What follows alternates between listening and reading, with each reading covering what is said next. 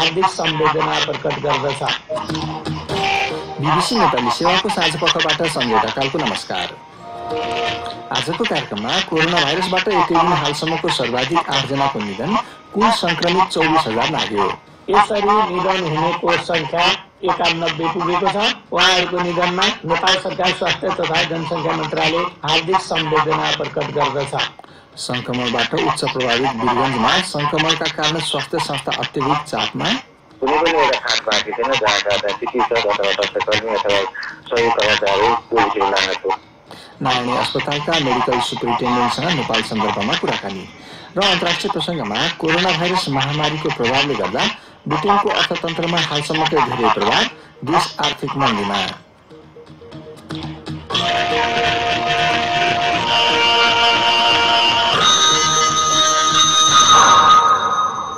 सबभन्दा पहिला प्रमुख विश्व समाचार।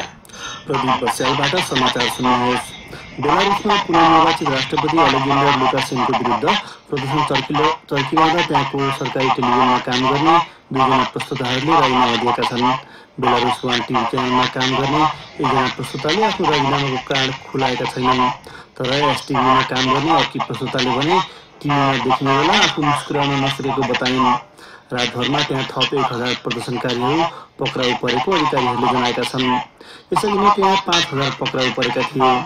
अमेरिकी विदेश मन्त्री माइक पोम्पियोले बोलिभियालीहरूले मागेको स्वतन्त्रता उनीहरूले पाउन् भन्ने वासिङटनले चाहेको प्रतिक्रिया दिएका छन्। ब्रिटेनको अर्थतन्त्र कोरोना भाइरससँग जोड्न लगाइएका लकडाउनका उपायका कारण अहिलेसम्मकै बढी खस्टिएको छ। अप्रिलदेखि जुन महिना बिचमा त्यहाँको अर्थतन्त्र यसै वर्षको अघिल्लो 3 महिनाको तुलनामा 20% बढीले सङ्कुचित भएको हो। बीबीसीका 1 जना व्यापार संवाददाता भन्छन् यो अन्य अग्रणी अर्थतन्त्रको भन्दा निकै खराब अवस्था हो। त्यसको एउटा कारण ब्रिटिस अर्थतन्त्र सेवा क्षेत्रमा निकै निर्भर रहने रहेको बताइएको छ। ब्रिटिस अर्थमन्त्री ऋषि सुनक भन्छन् सामाजिक गतिविधिहरू जस्तो बाहिर खाने, किनमेल गर्ने वा सिनेमा हेरे जस्ता कामको योगदान हाम्रो अर्थतन्त्रमा अन्य युरोपेली देशको भन्दा बढ्ता छ, ब्रिटिस अर्थमन्त्रीको भनाइ। तर उनले जति कठिन अवस्था आए पनि कसैलाई आशा र अवसरबाट विमुख नपारिने बताएका छन्। बेजिङले जुन कुनै सन्दर्भमा ताइवानसँग भएको औपचारिक अमेरिकी सम्बन्धको विरोध जनाएको छ। चीनले आफ्नो अविच्छिन्न भूभाग ठान्ने उक्त टापुमा अमेरिकी स्वास्थ्य मन्त्री एलेक्स एजारको भ्रमण सकिने दिन बेजिङको त्यस्तो प्रतिक्रिया आएको हो। उक्त भ्रमणबारे चीनिया विदेश मन्त्रालयका प्रवक्ता झाओ लिजाङले भने अमेरिकामा रहेका कतिपय मानिसहरूले चीनको मूल स्वार्थबारे आफ्नो भ्रम तोड्नुपर्छ, किनभने आगोसँग खेल्न खोज्नेलाई त्यसले जलाउनेछ, चीनिया विदेश मन्त्रालयका प्रवक्ताको भनाइ। ताइपे भ्रमणका क्रममा एजारले कोरोना भाइरससँग जोड्न चीनले चालेका कदमको आलोचना गर्दै त्यो सुरुमा अमेरिका वा ताइवानमा देखिएको भए अहिलेसम्म अन्त्य भइसक्थ्यो भनेका थिए। तपाईँ बीबीसी नेपाली सेवा सुन्दै हुनुहुन्छ। रुसी स्वास्थ्य मन्त्रीले मस्कोले कोरोना भाइरस विरुद्ध विकास गरेको भनिएको खोपबारे आइरहेका अन्तर्राष्ट्रिय आलोचनाहरूलाई उनको शब्दमा पूर्ण रूपमा आधारहीन भन्दै खारेज गरिदिएका छन्। मिखाइल मुरास्कोले खोप सुरक्षित रहेकोमा जोड दिँदै प्राप्त आलोचनाहरू प्रतिस्पर्धाको मनसायबाट प्रेरित हुन सक्ने बताए। रुसले मङ्गलबार त्यस्तो खोपलाई 2 महिनाभन्दा कम समय मानिसहरूमा परीक्षण गरेपछि देशको नियामक निकायले स्वीकृति दिएको जनाएको थियो। खोप सार्वजनिक गर्ने हतारोले गर्दा सुरक्षा चुनौतीलाई पर्याप्त ख्याल नगरेको हुन सक्ने चिन्तामा विश्व स्वास्थ्य सङ्गठन WHOले खोपलाई समीक्षा गर्न खोजिरहेको जनाएको छ। एउटा फेसबुक पोस्टलाई लिएर मङ्गलबार उत्पन्न दङ्गापछि भारतीय सहर बेङ्गलोरका थुप्रै भागमा कर्फ्यू लगाइएको छ। इस्लामिक धर्मगुरु पैगम्बर मोहम्मदको अनादर हुने सामग्री प्रकाशित गरेको भन्दै सही इस्लाम धर्मी मानिसहरूले 2 प्रहरी चौकी घेरा हालेका थिए। उक्त सामग्री प्रेषित गरेको आरोप लागेका एक व्यक्तिसँग नाता पर्ने स्थानीय नेताको घर बाहिर समेत प्रदर्शनकारीहरूको भिड लागेको थियो, जस क्रममा प्रहरी कारवाहीमा गोली लागेर 3 जना मारिएका छन् भने अन्य 60 घाइते छन्। प्रहरीका अनुसार मुस्लिम नेताहरूले उक्त पोस्टबारे कारवाही माग गरेका थिए, तर प्रहरीहरूले त्यसो गर्न नसकिने बताएका थिए। र चीनले कोरोना भाइरस महामारीका कारण आफ्नो देशमा लगाइएको आवागमन प्रतिबन्धहरू खुकुलो पार्दै 36 युरोपेली देशहरूलाई चीनिया भिसाका लागि पुनः आवेदन दिन बाटो खोलेको छ। लगभग 100 विदेशी राजधानीवाहकलाई मार्च यता चीन प्रवेशमा रोक लगाइएको थियो। त्यस्तो प्रतिबन्ध पहिले नै व्यावसायिक वा आवश्यक भिसा भएकाहरूलाई समेत लगाइएको थियो। नयाँ नियम अन्तर्गत चीन प्रवेश गर्नेहरू अनिवार्य रूपमा 14 दिन क्वारेन्टिन र भाइरस परीक्षणमा सहभागी हुनुपर्नेछ। यो BBC नेपाली सेवा हो।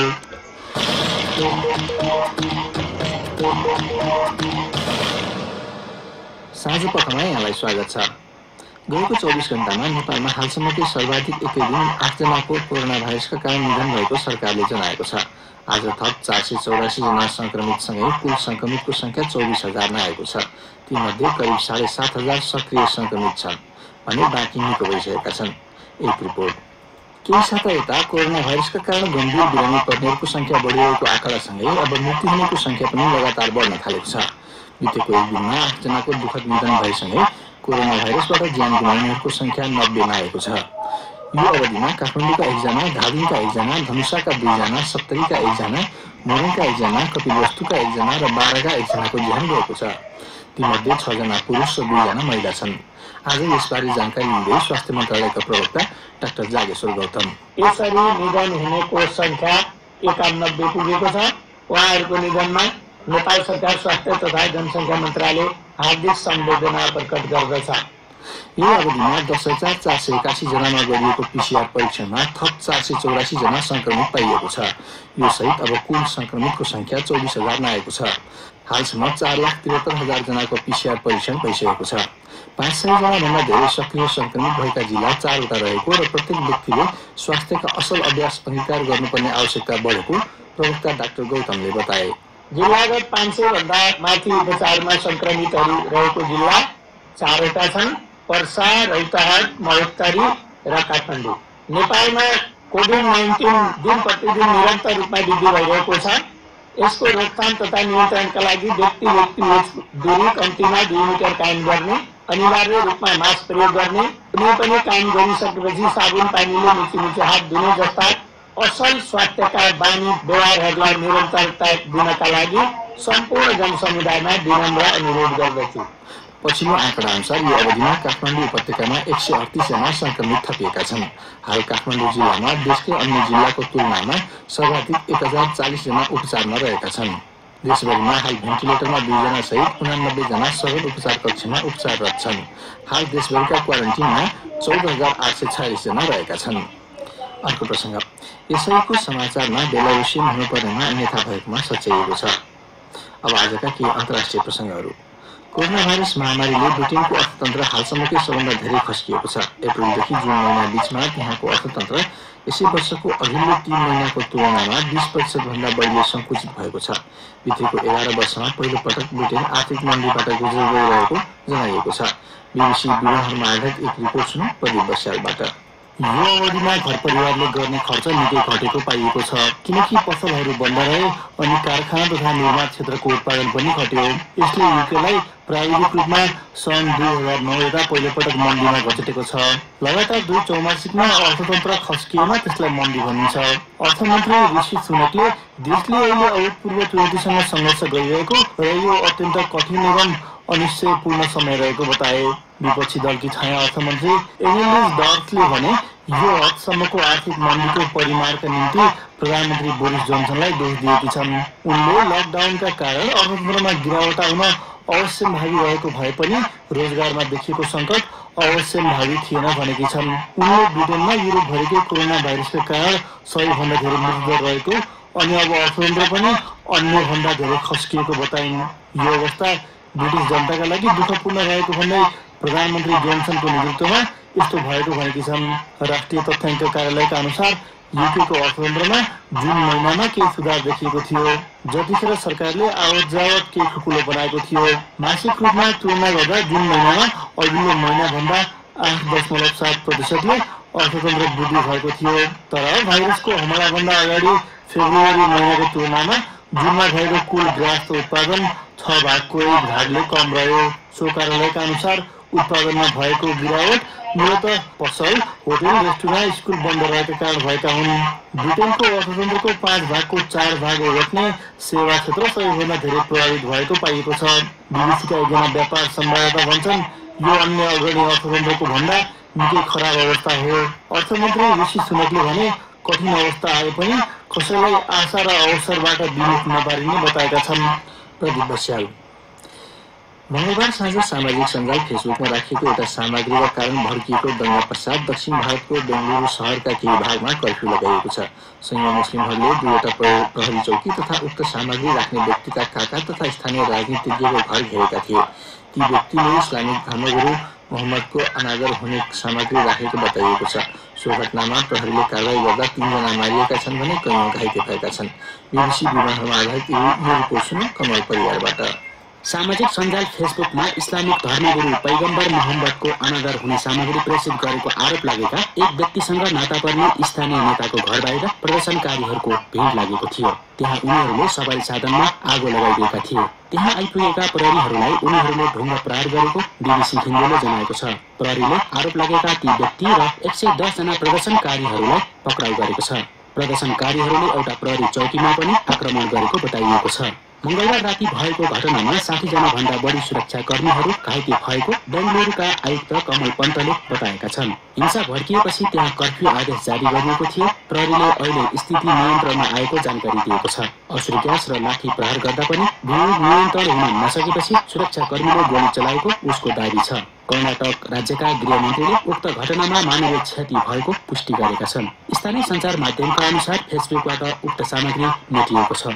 गृहमन्त्री अखण्ड श्रीनिवासले भिडियो मार्फत प्रदर्शनकारीहरूलाई संयमित हुन आग्रह गरेका छन्। उनले न्याय हुने वचन पनि दिएका छन्। घटनाका लागि जिम्मेवार व्यक्तिले दण्ड पाउनुपर्ने उनले बताए। कमल परिवार। अब देशभित्रकै प्रसङ्गहरू। कर्णाली प्रदेशको सरकारले लागू गरेको बैंक खाता छोरीको सुरक्षा जीवनभरिको कार्यक्रम सुरु भएको 1 वर्ष पूरा भए पनि प्रभावकारी रूपमा कार्यान्वयन हुन नसकेको त्यहाँका स्थानीय बासिन्दाले बताएका छन्। ग्रामीण क्षेत्रमा जानकारी नभएका कारण अधिकांश छोरीहरूको नाममा बैंक खाता नखोलिएको महिलाहरूले बताएका छन्। लैङ्गिक विभेद र बाल विवाहलाई न्यूनीकरण गर्नका लागि सरकारले जन्मेदेखि 20 वर्ष उमेर पुगुन्जेल सम्मका छोरीहरूको नाममा खाता खोलेर हरेक महिना 500 रुपियाँका दरले जम्मा गर्ने निर्णय गरेको भए पनि त्यसको प्रभावकारी कार्यान्वयन हुन नसकेको अधिकारीहरूले स्वीकारेका छन्। यसको प्रभावकारी कार्यान्वयन भएदेखि अब जन्मने छोरीहरूलाई पछिसम्मको लागि उच्च शिक्षा हासिल गर्न सहज हुने विश्वास गरिएको कर्णाली प्रदेशका सामाजिक विकास मन्त्रालयले जनाएको छ। सुनौ जुम्लाबाट कृष्णमाया उपाध्यायको रिपोर्ट। बैंक खाता छोरीको सुरक्षा कार्यक्रम सुरु गरेको लामो समय रहिसक्दा पनि आफूलाई जानकारी नभएका कारण आफ्नो छोरीहरूको खाता नखोलेको यहाँका अधिकांश महिलाहरूले बताएका छन्। यस विषयमा जानकारी भएपछि आफूहरू खाता खोल्न तयार रहेको बताउँछिन् जुम्लाको चन्द्रनाथ नगरपालिका वडा नम्बर 10 की ननिकामी। तर कहिले पाएन यिनीहरूको भर्तन पाएन, अर्कै सुविधा पाएन, सबैको टर्कीहरू ताने जाने पानी हामीहरू के पनि पाएन, पढाइमा लेखाइमा ठुलो भन्दा पछि उनीहरूको पालन पनि नजान्थ्यो। कर्णाली प्रदेश सरकारले गत वर्ष साउनदेखि यता जन्मेका छोरीहरूको बैंक खाता खोल्ने भने अनुसार प्रदेशका 10 वटा जिल्लाका 11,000 छोरीहरूको नाममा खाता खोल्नको लागि रकम विनियोजन गरेको भए पनि 7,000 जना छोरीहरूको मात्रै बैंक खाता खोलेको हुनाले छुटेका बालिकाहरूको लागि सम्बन्धित पालिकामा सम्पर्क राख्नुपर्ने बताउँछिन् सामाजिक विकास मन्त्रालय अन्तर्गत महिला विकास शाखामा कार्यरत महिला विकास अधिकृत अनिता गेवाली।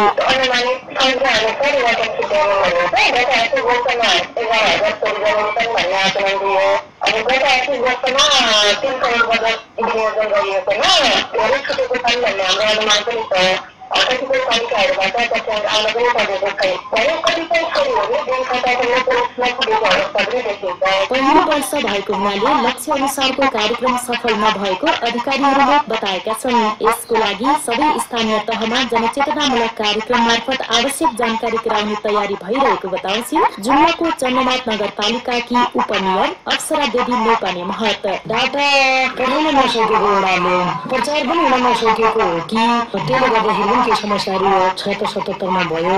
यो वर्षबाट अलिकति अब सक्सेस भएर अगाडि बढ्छ होला। तपाईँहरूको वडाको सिफारिस पासपोर्ट साइजको 6 वटा फोटा बैंक गएर खाता सञ्चालन गर्नुहोस् भनेर हामी भन्छौँ। अब त्यस्तो समस्या हुनु होला। उमेर नपुग्दै विवाह गरेर छोरी जन्माएका महिलाहरूका छोरीहरूको खाता खोल्न सबैभन्दा बढी छुटेको बताइएको छ। कर्णाली प्रदेशका 10 वटै जिल्लामा छोरी जन्मेको 45 दिनभित्र सम्बन्धित पालिकामा सम्पर्क राखेमा प्रति महिना 500 रुपियाँका दरले 20 वर्षसम्म सरकारले उनीहरूको नाममा रकम जम्मा गरिदिँदै आएको जनाएको छ। यस आर्थिक वर्षमा कर्णाली प्रदेशमा 12,000 छोरीको जन्म हुन सक्ने अनुमानित तथ्याङ्क अनुसार रकम विनियोजन गरिएको कर्णाली प्रदेश सरकारले जनाएको छ। कृष्णमाया उपाध्याय, बीबीसी जुम्ला। अब पालो श्रोता प्रतिक्रियाको प्रस्तुतिमा साथ दिँदैछन् साथी कमल परियार। बढ्दो संक्रमण र गम्भीर किसिमका बिरामीको संख्यामा वृद्धि देखिएपछि अस्पतालका सुविधा र शैय्याबारे उत्पन्न चिन्ता अनि कोरोना भाइरस बारेका आज हाम्रो वेबसाइटमा राखिएका विभिन्न सामग्रीहरूबारे सामाजिक सञ्जाल फेसबुक र ट्विटरमा थुप्रै टिप्पणी प्राप्त भएको छ। तीमध्ये केहीलाई यहाँ प्रस्तुत गर्दैछौँ। कृष्ण श्रेष्ठ भन्छन्, नेपालमा जुनसुकै कुरा पनि भिडले नै निर्णय वा निवारण गर्ने चलन अनुसार यो महामारी पनि भिडले अर्थात् हर्ड इम्युनिटीबाट नै निवारण होला जस्तो छ। निशान भण्डारी लेख्छन्, उता रुसले कोभिडको खोप बनाइसक्यो, मेरो देश पनि अझै भेन्टिलेटर र मास्कको जोहो गर्दैछ, त्यो पनि 4 महिना लामो लकडाउन पश्चात धिक्कार छ। ईश्वर वाइबाको भनाइ छ, सबैजना पिसिआर भन्दै समय बित्यो, अब त थाहा भयो आइसियु चाहिने रहेछ।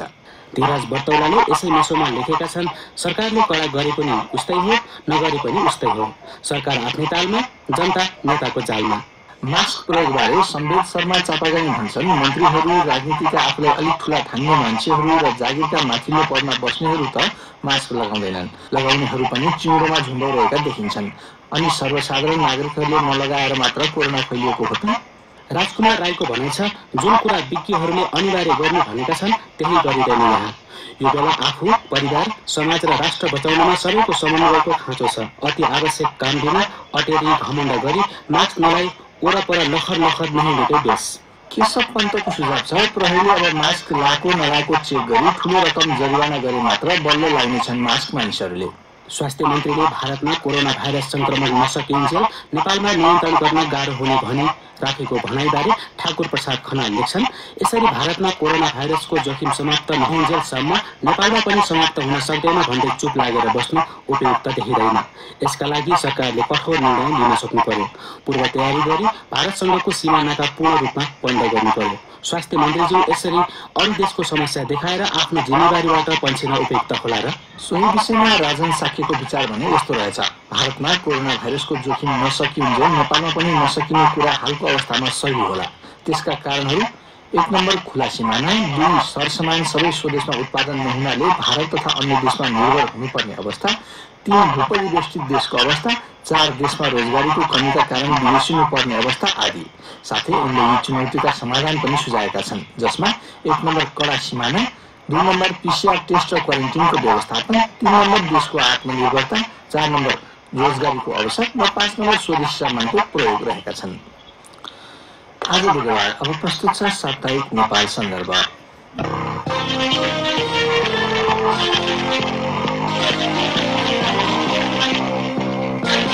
नेपाल सन्दर्भबाट प्रदीप बस्यालको नमस्कार। पर्सा जिल्लामा कोरोना भाइरस जोडिएका घटनामा ज्यान गुमाउनेको संख्या बाँकी 6वटा प्रदेशका भिन्न कुल मृत्युभन्दा बढी छ। उच्च प्रभावित प्रदेश नम्बर 2 को मृत्युको 8 जसो घटना अर्थात् 19 मृत्युका घटना त्यही छन्। संक्रमितको संख्या 1000 नागेको छ।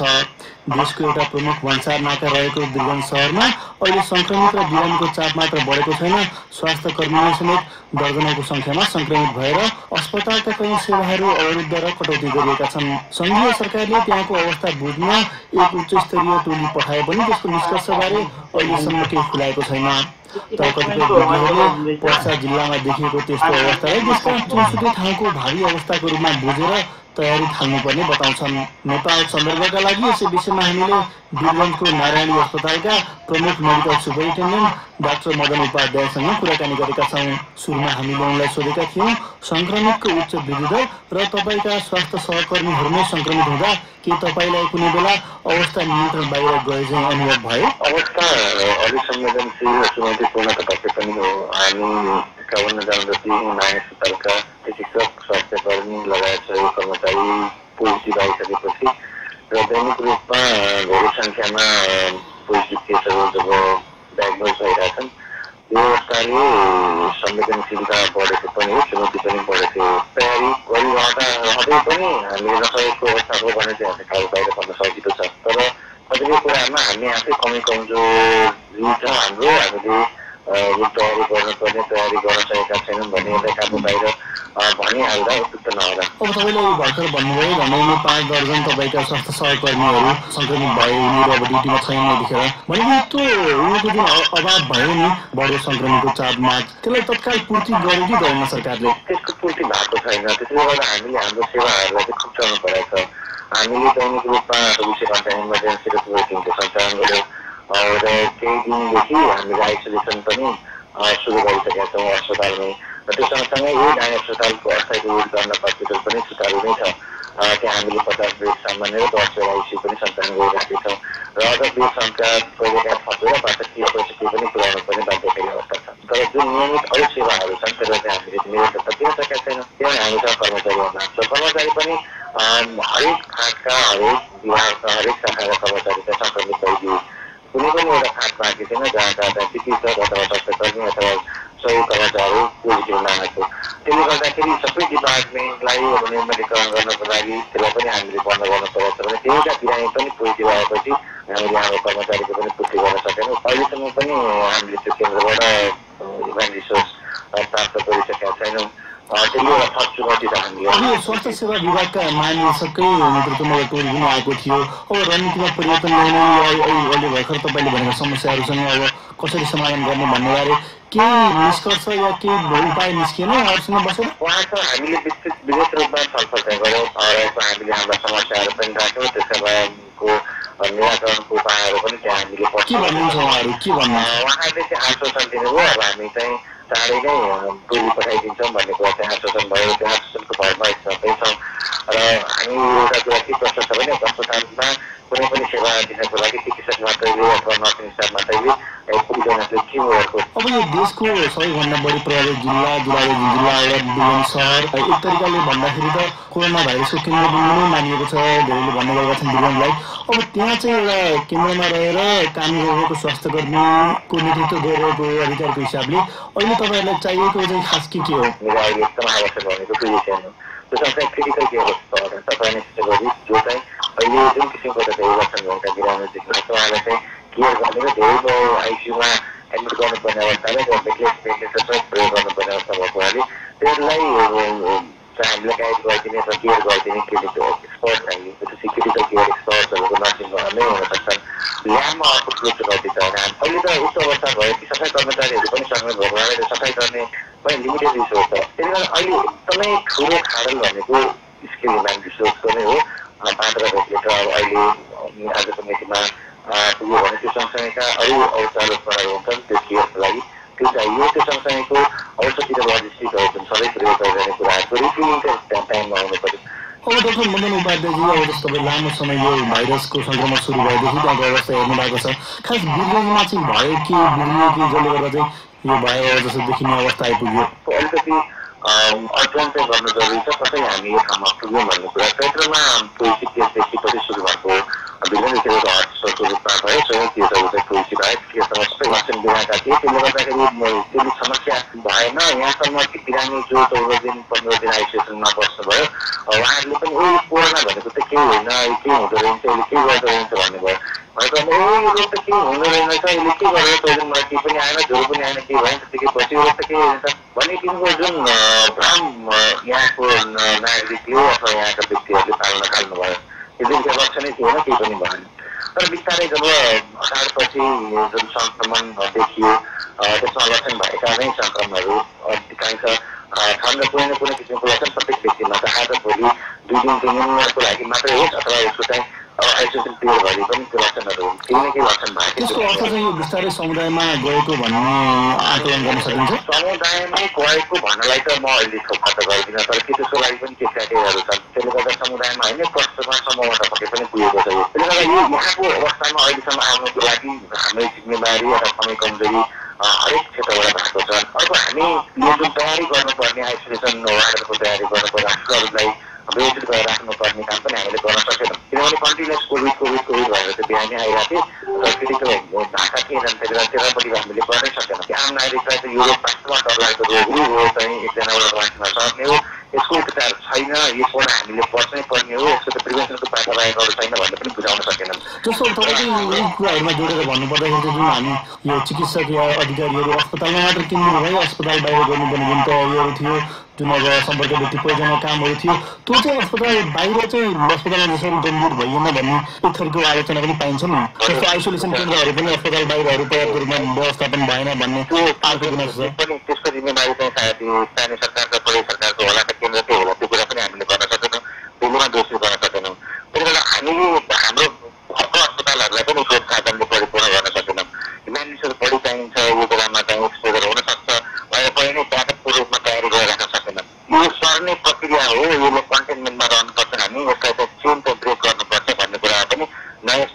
नागरिकको पौडमा सपोर्ट भयो न हामी स्टेक होल्डरमा त्यो विषयमा तयारी भएर बस्छ।